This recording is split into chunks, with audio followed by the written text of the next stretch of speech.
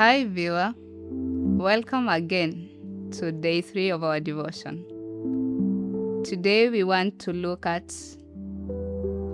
the consequence of corruption. I want to believe that you have watched day 1, where we saw that the corruptible seed is Adam, and also day 2, how corruption came in. And so today, we want to look at the consequence of corruption. We will read from the book of Genesis chapter 3 from verse 7. So we saw that through beguilement, Adam and Eve were the perfect beings, fell short of the glory of God, and they sinned. They became corrupted. And so we want to look at verse 7. And the eyes of them both were opened, and they knew that they were naked, and they sewed fig leaves together and made themselves aprons.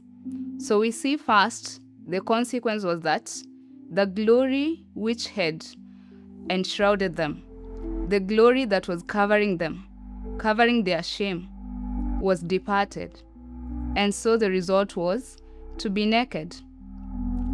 And as we continue verse 8, and they heard the voice of the Lord God walking in the garden in the cool of the day. And Adam and his wife hid themselves from the presence of the Lord God among the trees of the garden. The second thing we see that after they realized they were naked, they were now not willing to stand the presence of their God. Remember, from the very beginning, it was a delight for them every day. Actually, they looked up to meeting their God. It was a date for them every day, especially in the cool of the day, that they should be meeting their Creator.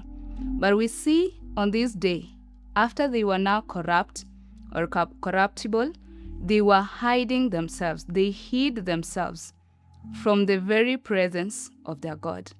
And we know that God is our life. He's the way, the truth, and the life.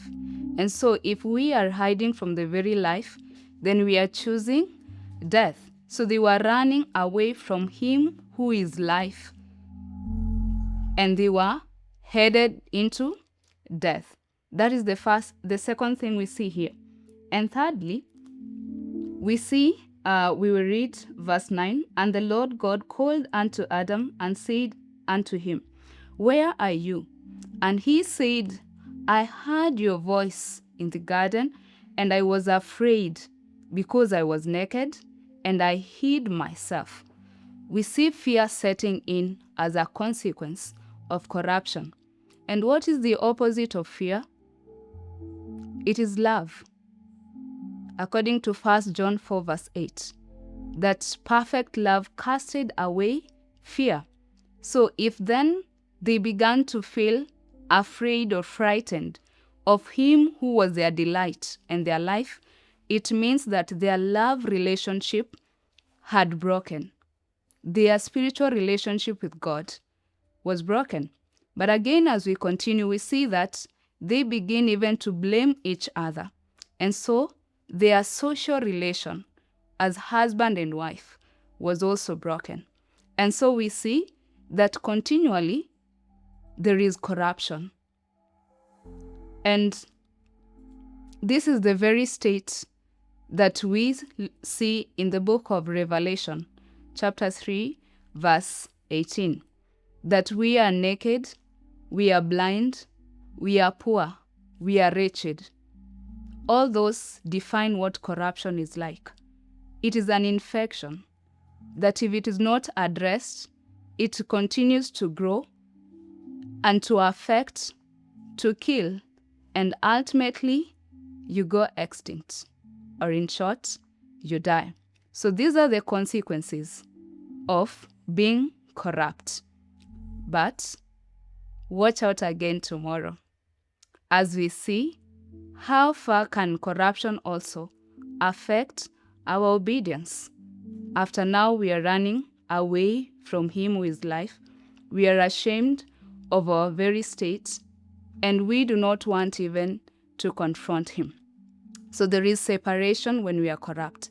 And this is what Isaiah writes in Isaiah chapter 59 verse 2, that it is not God's ear that is so deaf to hear us, neither his hand too short to save us, but it is sin, it is iniquity, it is corruption, it is transgression that has separated us from our source of life and our provider.